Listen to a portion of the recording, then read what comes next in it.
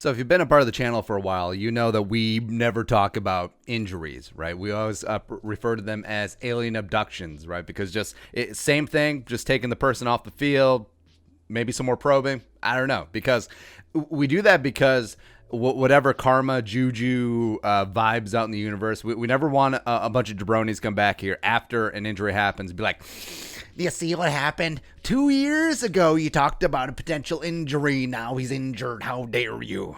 Right? You jinxed it, dummy. Yeah, that whole thing, right? So we've inserted alien abduction. Like the person, he gone. Just like him and a bunch of cows up in the saucer. It's good times. Seeing the Romulans. Let's go, right? So what happens? What would happen to the Minnesota Vikings if Kirk Cousins is abducted by aliens?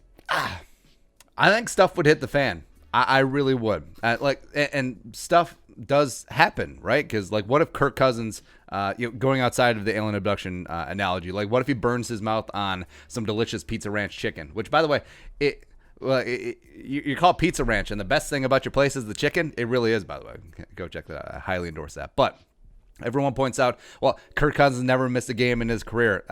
Everyone's healthy until they're not. I mean, things happen. Taylor Heineke was never prone to kicking in glass doors until he did. Teddy's leg didn't fall off until it did. Things do happen, right? And PFF has pointed out that Kirk Cousins has the highest WAR, wins above replacement, of any Viking for the past decade, which caused quite a kerfuffle because we worship at the altar of running backs here amongst the Vikings fan base.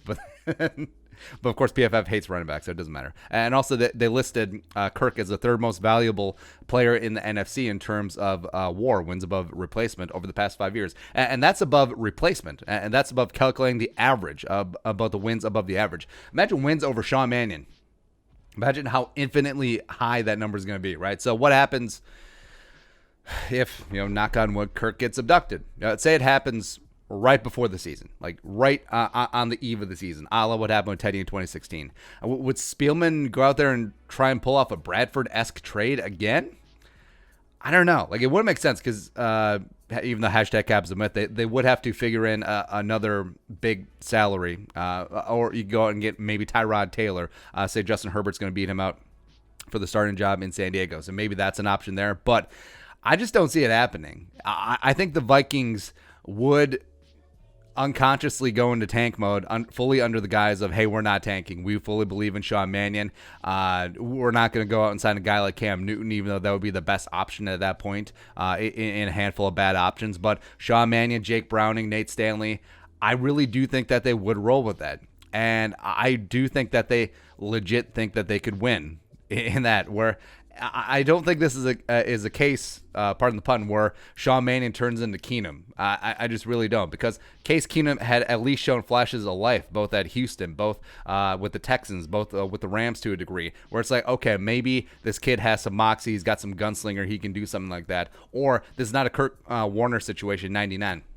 Trent Green goes down. Oh, that jabroni who couldn't hang in the Packers camp and was stocking shelves at Hy-Vee. That guy. I don't necessarily see that happening with any of the quarterbacks on the rooster. So they would fully enter tank mode. And frankly, I think it could be part of the plan because the team is young. The team will contend if Kirk Cousins is fully healthy. But also, I don't think anyone's under the impression that this team, hey, it's a veteran-laden team. A Super Bowl window is going to be closing pretty soon. I don't think people think that, right? You have a bunch of young players either in or approaching their primes. And frankly, with a lot of moving parts with the introduction of a lot of rookie and first-year players, they may benefit from a collective redshirt year or just a year just to get under the belt with no expectations. Play the young kids as much as possible. Have Jefferson just get 120 targets, from the limped arm Sean Mannion or whatever Jake Browning is, or Nate Stanley throws it over his head. Sure. Then start Ezra Cleveland, start Oli Udo, start Drew Samia, get Kyle Hinton in there, rotate him in, get him some work as well. Let the young cornerbacks get through their growing pains. Play DJ Wanham and James Lynch and Kenny Willekes as much as possible, and just get that seasoning for what potentially could be the largest seismic shift in terms of incoming rookies in franchise history. Get them some work in a season where you're going to be treading water at best. Why not? And if Cousins is abducted, maybe if it's sign that he's not the guy, maybe they do go a different direction. Because let's say the Vikings go 3-13 or 4-12 with Mannion, which is frankly kind of a rosy outlook. It would put them firmly in the top 5, if not in contention for the number 1 overall pick. Would they be in on the Trevor Lawrence, Trey Lance, Justin Fields derby? They should be, because think about it. If you're a competent team who is rarely, if ever, drafting in the top 5, you need to use that opportunity to take a shot on a potential franchise quarterback, because that's where they're drafted. So strange, right? Because the Vikings, you look at their history, they've only been in the top 5 draft slots once in the past 52 years. There were a bunch, in the early infancy days of the draft. They drafted Jan Yeri, though, by the way, in '68, so whatever. But one time in the last 52 years, that was 2012 when they held the number 3 overall pick. Eventually traded back to 4, so that the Browns could take Trent Richardson, and the Vikings took back Khalil. So maybe not.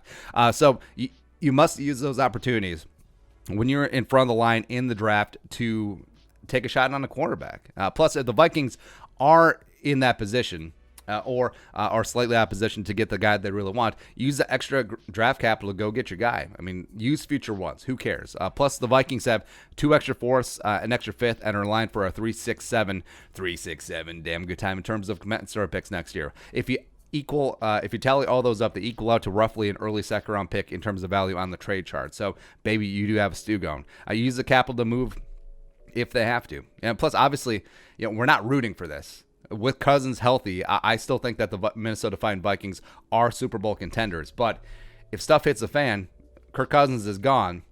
Dalvin Cook's going to be facing 9 men in the box every single time. The defense is going to be on the field for 3/4 of the game because the offense can't get any rhythm going. It's going to be tough. And I think the season could get ugly if they don't sign Cam Newton. If they sign Cam Newton, they'll win the Super Bowl. But yeah. But, that is how important the quarterback position is. Even though you have a guy in Kirk Cousins who top 7 on a good day, top 15 on a bad day, I mean, that's still the difference between an average and then the difference between whatever else is on the Vikings roster. It's huge. It is monstrous, right? But if Cousins is abducted this season, and as the Brits say, that the year goes fully tits up, all is not lost. And I think that may be part of the plan. Like Rick Spielman's Machiavellian plans. Like if anything happens to employee number 8, we're all in. Trey Lance, baby. Trey Lance at the top of the draft, and then he's going to draft J.D. Spielman, and then he's going to mic drop. I'm done. I'm off. He won't even show up for day 3. He's like, I got Trey, I got J.D. We're good. I'm gone. I'm a fan now. I love it. But your thoughts? What would happen if Kirk Cousins got abducted by aliens? Let us know in the comment section below. Subscribe for daily Vikings takes. You want to support the work? Pull some of the Venmo. Please give us a follow on social media as well. But until next time, Skol, production value.